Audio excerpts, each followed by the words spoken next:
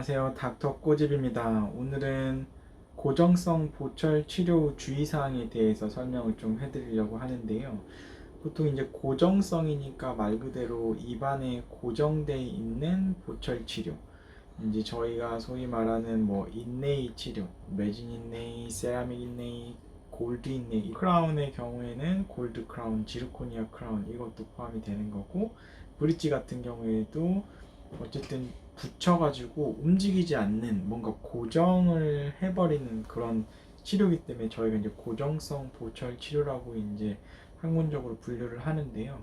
그런 치료를 하신 분들 같은 경우에는 첫 번째로 식사 같은 경우에는 입안에 뭐 물론 이제 한 개짜리 한 개나 두 개, 한두 개는 상관없는 것 같아요. 한두 개는 바로 뭐 식사를 하셔도 크게 적응하는데 무리가 없는데 여러 개의 고정성 보철물을 했다고 하면은 저희가 이제 교합 같은 경우에도 굉장히 예민한 거기 때문에 이 교합을 새로 설정을 하는 거예요. 교합 설정뿐만이 아니고 어떻게 보면 모양이나 형태가 입안에 새로운 게 들어갔기 때문에 모양이나 형태도 일종의 이제 여러 개가 됐든 한두 개가 됐든 적응하는 과정이 필요하다라고 생각하시면 되세요.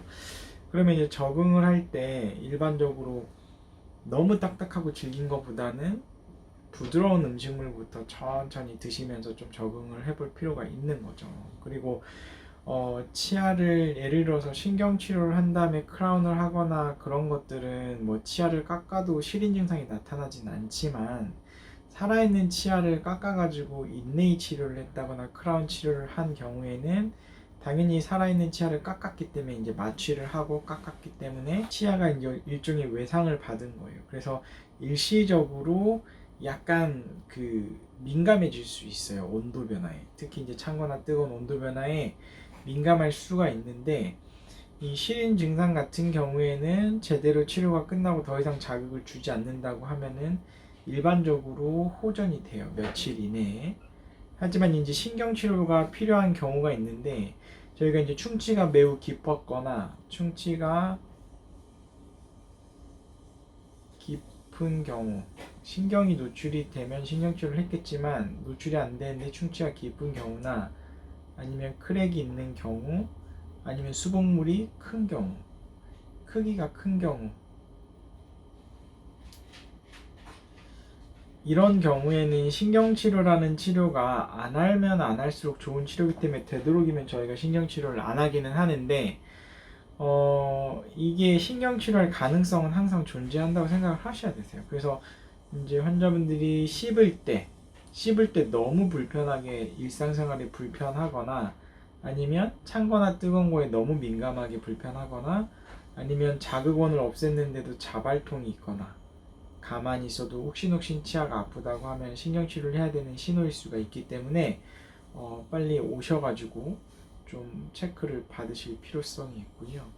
이제 불편감은 일단은 보철물을 장착한 후에 제가 제일 안 좋아하는 게 이제 새로운 보철물을 장착했는데 인전면에 충치가 있어서 예를 들어 보철물을 장착했는데 또 음식물이 끼면 안 되겠죠. 그래서 음식물이 끼는 거를 갖다가 저는 최소화하려고 굉장히 노력을 하는 편이에요. 그래서 일부러 기공소에도 절대로 음식물이 끼면 안 되기 때문에 최소한 다른 부위랑 비슷한 정도의 압박감이 있어야 된다. 이제 그걸 요청하는 편이고 그래서 이제 살짝 치아가 양쪽 옆에가 밀리는 정도의 불편감이 초기에는 있을 수 있지만 2, 3일만 지나도 그런 것들은 대부분 적응이 돼요. 만약에 그게 2, 3일 지났는데도 적응이 안 된다고 하면은 이제 물론 그 부분을 조금 헐겁게 만드는 게 필요한데 대부분은 적응이 된다 라고 이제 알고 계셔야 될 것 같고요. 그리고 이제 여러 형태나 교합 관계 때문에 처음엔 약간 이물감이 있을 수도 있고 혀나 볼이 여러 개의 보철물을 했다고 하면은 교합 관계 때문에 씹힐 수도 있어요. 근데 이게 상습적으로 씹힌다 그러면 보철물의 디자인을 바꿔야 될 수도 있기 때문에 그런 것들이 있다 그러면 어느 정도 초기에 씹히다 많은 것들은 적응하는 과정이라고 보면 되고 계속해서 씹히는 거는 뭔가 보철물의 디자인을 변경해서 뭔가 보완할 수 있는지를 좀 봐야 되기 때문에 약간 수정이 필요하다라고 알고 계시면 될 것 같고요. 이제 구강 위생 관리는 항상 중요하죠. 그래서 이제 뭐 치아 발치를 인전면에 하셨거나 뭐 치아를 발치하고 난 다음에 이제 잇몸에 흡수가 일어난다는 건 잇몸이 좀 꺼져 내려가는데 그 공간에 음식물이 약간 낄 수가 있어요. 그렇기 때문에 이제 치간 칫솔이나 치실 워터픽 등을 통해서 음식물이 껴서 고이는 것들을 갖다가 방지를 해주는 게 굉장히 중요하고, 이제 고정성 보철물을 하게 되더라도 이제 치아 사이 공간이 어쨌든 빡빡하더라도 있기 때문에 항상 치실을 꾸준히 써주는 게 굉장히 중요하다. 양치를 잘해주고 치실을 잘해주고 그 사이를 뭐 워터픽이나 이런 마사지를 해주는 거는 굉장히 중요합니다.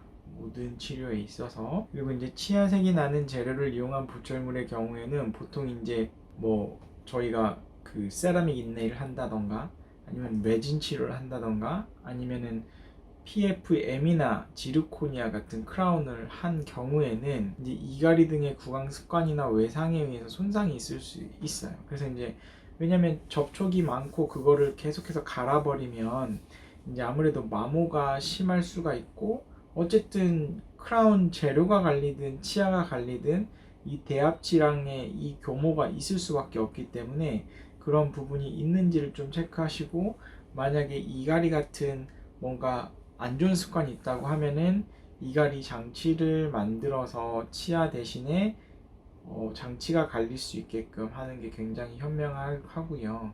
아니면 이제 낮 시간 동안에 뭔가 내가 꽉 깨무는 습관이 있다던가 아니면 운동하는 뭔가 힘쓰는 스포츠를 할 때 그렇다고 하면은 이제 마우스 가드를 만든다던가 그런 식으로 대처를 좀 하시면 좀 더 치아가 온전히 보존이 될 수 있지 않을까 그렇게 생각이 되고요. 그리고 이제 마모에 의한 교합 관계가 변하게 되면은 보철물의 무리한 교합력이 가해질 수 있기 때문에 불편감 있으시면 말씀을 해주시고, 그리고 이제 아무리 작은 힘이라고 해도 장기간에 걸쳐서 지속적으로 만약에 뭐 이게 가해진다고 하면은 그 부분이 파절이 일어날 수밖에 없어요. 그래서 이제 그런 교합이 불편하거나 뭔가 안 좋은 습관이 있으면 개선을 해야 되기 때문에 그런 부분들을 저희한테 꼭 말씀을 해주시고 정기적으로 주기적으로 오셔서, 이제 보통 일반적으로 6개월에 한 번은 오셔라 라고 말씀을 드리는데 정말 바쁘시면 1년에 한 번씩은 들리셔야 되시고,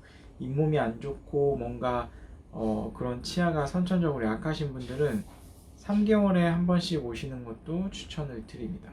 그래서 정기검진이 굉장히 중요하다라고 알고 계시면 될 것 같고요. 이거를 과연 얼마나 쓸 수 있냐 라고도 많이 물어보시는데, 보통 논문에서는 그래요. 그러니까 논문에서는 뭐 5년에서 10년, 뭐 7년에서 10년 이런 식으로 이제 6년에서 10년이라고 많이들 이제 보고가 되고 있어요. 근데 이거는 어디까지나 평균이에요. 평균이기 때문에 참고만 하시라는 거고, 그냥 정기 체크업을 잘 오시면 저희가 이제 중간에 추가적으로 관리가 안 돼서 충치가 생긴다던가 아니면 음식물 관리가 안 돼서 잇몸 질환이 생긴다던가 뭔가 그런 것들을 이제 막을 수가 있겠죠. 그래서 주기적으로 오시는 분들은 아무래도 더 오래 쓰시는 것 같고요. 그리고 안 좋은 이갈이 습관이나 안 좋은 습관들이 없으신 분들이 아무래도 오래 쓰시는 것 같아요. 그래서 주기적으로 내원을 해서 꼭 검진을 받으셔야지 좀 더 오래 쓰실 수가 있고, 그리고 이제 그게 중간에 문제가 생긴다고 하면 AS를 한다던가 아니면 추가적으로 한 단계 나아간 치료를 한다던가 그런 거를 대처를 할 수 있으니까 꼭 중간에 오셔야 된다라고 이제 말씀을 드릴 수 있을 것 같습니다. 치료 받느라 고생하셨고요. 고정성 보철물, 인레이 치료나 크라운 치료나 브릿지 치료 뭐 상당히 따라오시느라 고생하셨는데 오랫동안 유지할 수 있도록 저희랑 잘 관리하면서 쓰시면 좋을 것 같습니다. 이 영상이 도움이 되셨다고 하시면 닥터꼬집 치과 DM, 좋아요, 구독 꼭 요청드립니다. 감사합니다.